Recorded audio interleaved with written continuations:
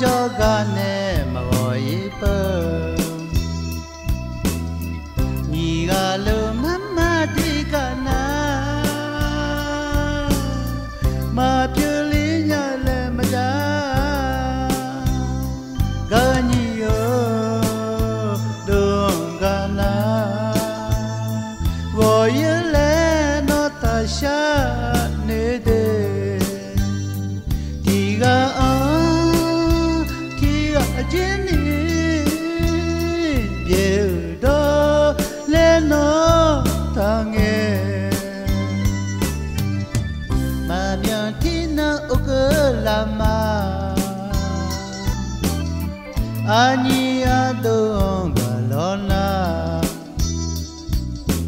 đâu là cà phê đó lên vì là vì Jenny cho mơ nhà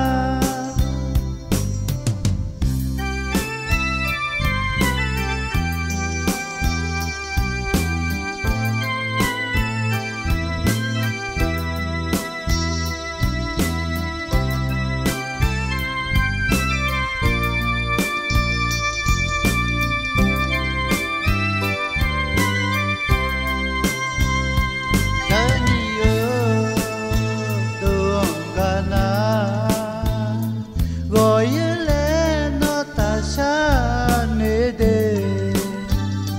mà ta đó na la na anya bơ yamaya saya mà ta eto mana hale nó như mà shani hose cả anh nhìn mà gơ mà